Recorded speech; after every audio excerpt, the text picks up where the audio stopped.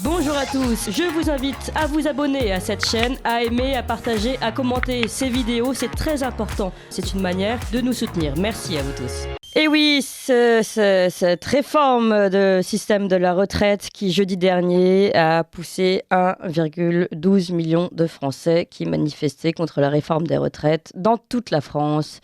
Suivi, vous l'avez encore suivi ce samedi, d'une manifestation. Alors le cabinet, en l'occurrence, parle de 14 000 personnes qui battaient le pavé. En tout cas, les syndicats ont fixé leur prochain rendez-vous de grève au 31 janvier. Et dans toutes ces manifestations, on a entendu ce genre de slogan. Écoutez.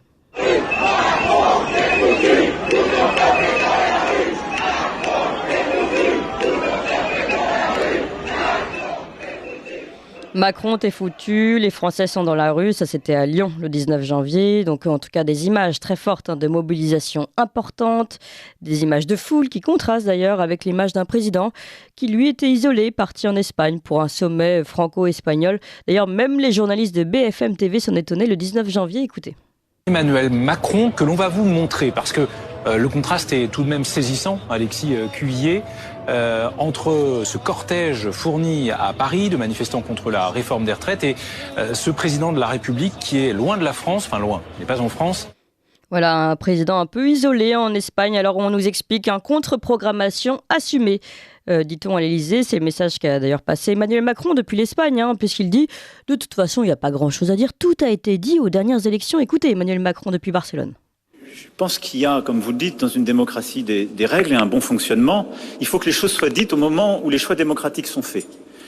Et à l'élection présidentielle qui s'est tenue, somme toute, il n'y a que quelques mois, et aux élections législatives qui ne se sont tenues, y compris qu'il y a quelques mois, les choses ont été dites clairement.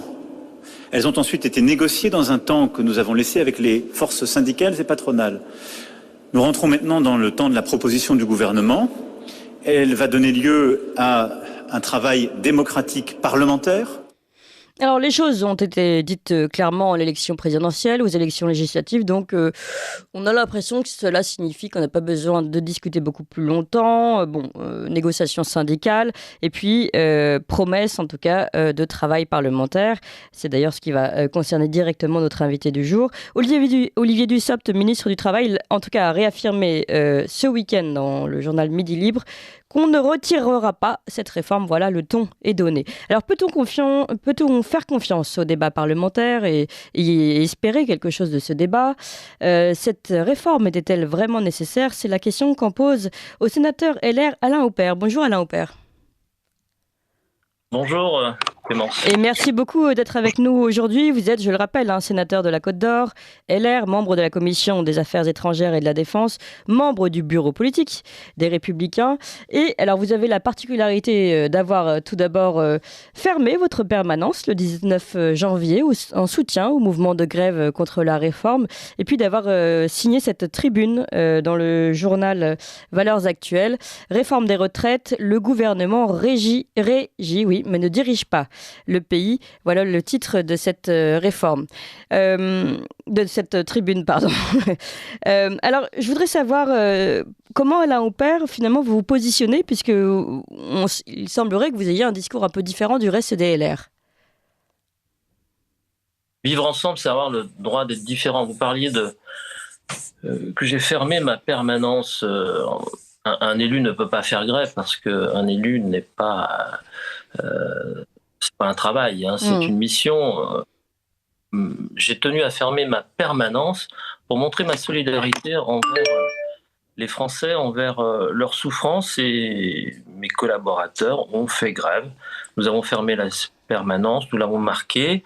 J'ai le sentiment que mes collègues, que certains de mes collègues parlementaires ont fait grève de réflexion parce qu'ils n'ont pas lu le rapport du corps du comité d'organisation des retraites qui montre tout le contraire, où le gouvernement, dans toutes les possibilités, dans toutes les possibilités qui s'offrent à nous, a choisi la pire, comme d'habitude, la peur, en disant oui, nous augmentons la durée de vie, mais moi, en tant que médecin, je constate qu'on a augmenté la durée de vie en mauvaise santé. Donc, les gens qui et les gens sont encore plus. Vous avez fait passer le message d'Emmanuel Macron à Barcelone, qui parle suite à son. Il n'a pas été élu pour ça, hein, il a été élu contre le chaos, voilà, et imposer encore une fois aux Français une réforme qu'ils ne veulent pas. Olivier Véran dit 70% des Français ne veulent pas de cette réforme. Eh bien, on va leur expliquer, on va leur faire de la pédagogie. Eh bien, les Français, ils ont compris. Ils ont travaillé, ils lisent. Ce ne sont pas des idiots, les Français, ce sont des gens responsables. C'est le pays des Lumières, la France. Eh bien, les Français, ils ne veulent pas de cette réforme. Ils ne veulent pas de cette réforme. Juste parce que le rapport d'Axor le montre encore. On voit qu'il y a une répartition dans l'inégalité des recherches, des richesses qui est exubérante, qui est incompréhensible. On parle de chiffres en milliards que les Français ne comprennent pas. Donc, oui, je suis contre cette réforme parce que je suis libéral, mais je suis un libéral humaniste. Je ne suis pas un libéral bourgeois, bien installé ici dans son fauteuil. Je suis un libéral humaniste et un parlementaire humaniste qui travaille en dehors de sa permanence, qui va voir les Français, qui va voir ses maires, qui va voir ses électeurs et puis qui écoute. Et j'écoute la souffrance des Français. Et les Français souffrent depuis 3 ans. Ils ont été malmenés et c'est pas comme ça qu'on va ramener la paix. Vous vous souvenez, je parlais il y a quelques mois de guerre civile froide. Oui. Et bien là, le gouvernement est en train d'allumer la mèche. Que veut le gouvernement ? Pourquoi M. Macron est parti à Barcelone ? Peut-être que c'était programmé, mais j'ai l'impression de voir le général de Gaulle aller en Allemagne en 1968, où il est parti à Barcelone avec 11 ministres pour marquer son mépris vis-à-vis des Français. La comparaison est un peu flatteuse malgré tout, hein, pour Emmanuel Macron, je veux dire. Mais c'est quand même le président de la République, le président de la Ve République qui a été créé par le général de Gaulle. Donc, quand il y a un vaste mouvement, et vous parliez de BFM, même BFM a révélé que c'était une réussite. Et le président dit que qu'il va travailler avec les syndicats, mais les syndicats n'en veulent pas. Les syndicats n'en veulent pas.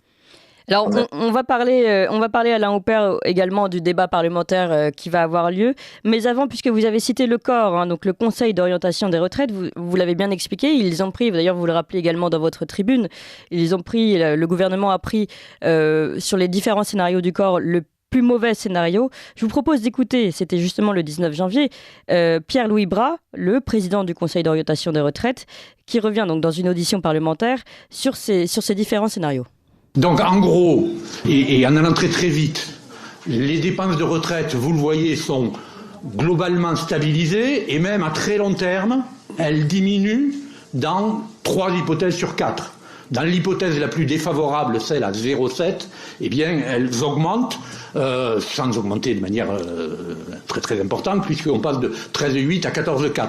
Alors, je parle toujours en pourcentage du PIB, donc pour vous donner des idées de référence, le PIB en 2021, c'était 2500 milliards, donc 1% du PIB, c'est 25 milliards, et 0,1 point de PIB, qui est notre unité de base, c'est 2,5 milliards. D'accord ? Donc, les dépenses de retraite ne dérapent pas, elles sont relativement maîtrisées. Dans la plupart des hypothèses, elles diminuent plutôt à terme, et dans l'hypothèse retenue par les gouvernements, elles diminuent très très peu, mais un peu à terme. D'accord ? Donc voilà, pour simplifier, hein, donc les dépenses de retraite ne dérapent pas, elles sont relativement maîtrisées, vous avez entendu Pierre-Louis Bras, dans la plupart des hypothèses, elles diminuent plutôt même à terme. Le scénario du gouvernement est le pire scénario proposé par le Conseil d'orientation des retraites, et même dans ce scénario, finalement, il explique que les dépenses des retraites ne sont pas si importantes que ça. Voilà, on entend bien, hein, c'est quand même relativement clair. Alain Houpert, Pierre-Louis Bras lui-même le dit. Finalement, le système des retraites n'est pas du tout dans le moment cataclysmique, on va dire, ou catastrophique que nous annonce le gouvernement. Et ce n'est pas dans l'urgence. Et au Sénat, c'est Parlement qui travaille, où il y a des commissions, et en particulier la commission des finances dont j'ai fait partie pendant 6 ans. Il y a une sénatrice, la sénatrice Sylvie Vermeillet, qui est sénatrice de Franche-Comté, qui s'occupe du rapport sur les retraites et qui fait 3 rapports qui confirment ce que dit le corps. Et le président du corps, écoutez le fond, le non-verbal. Déjà, son accent non parisien, ça fait plaisir. Oui, tout à fait. Il parle avec émotion. L'émotion, c'est la traduction de la vérité. Il faut que le président entende. Vous savez, et surtout écoute. On entend de loin, mais on écoute de près. Il faut que ce président, ce gouvernement, se rapproche des Français, du français. On ne légifère pas, on ne décide pas pour les autres, mais on leur non. Et c'est ce qui différencie un technocrate d'un homme d'État. Et là, vous avez passé le langage du président, qui est un technocrate, face au langage du président du corps, qui a été nommé pas par hasard. On a créé ce comité d'orientation des retraites pour faire passer une réforme. Je dis passer une réforme. Le président a essayé il y a quelques années avant le confinement avec Jean-Paul Delevoye. Ça a été un échec cuisant. Là, il y a quelqu'un qui parle avec son émotion devant la commission des finances ou des affaires sociales, je ne sais pas laquelle c'était à l'Assemblée nationale, et qui dit, regardez aussi le visage des parlementaires, des députés qui écoutent. Ils tombent de leur chaise parce qu'ils n'ont pas lu le rapport. Ouais, parlementaire, ça ne fait pas grève, mais ça ne doit pas faire de grève de réflexion. J'ai l'impression que les camarades, ils font grève de réflexion. Et je leur incite à travailler et à se pencher sur les rapports et à lire ce qu'il se dit pour le bien des Français. Regardez, les présidents de Carrefour et d'Intermarché, je crois, le président de la République dit que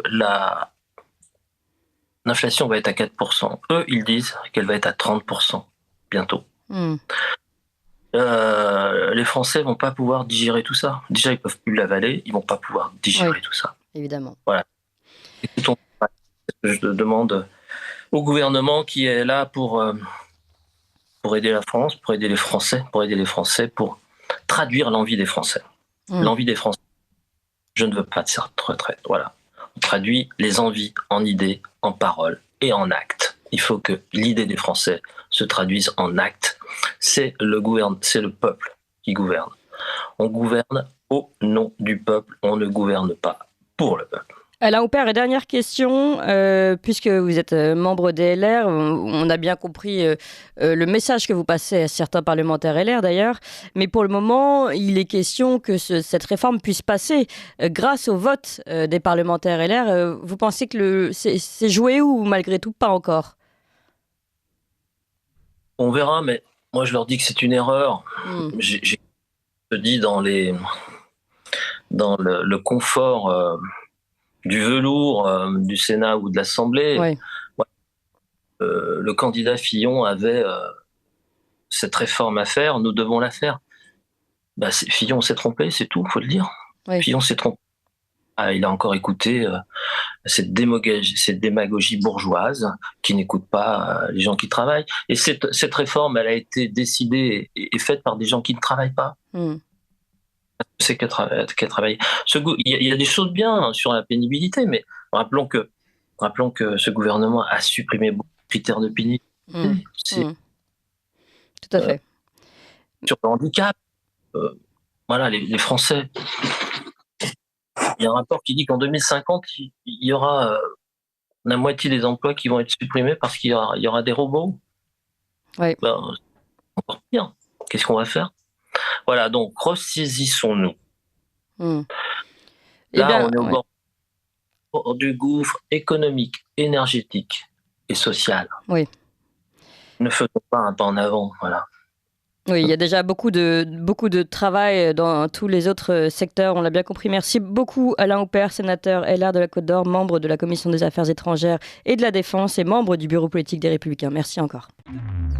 Vous appréciez cette émission? Alors aidez Radio Courtoisie à en produire d'autres en indépendance totale. Rendez-vous sur soutenir.radiocourtoisie.fr. Merci d'avance.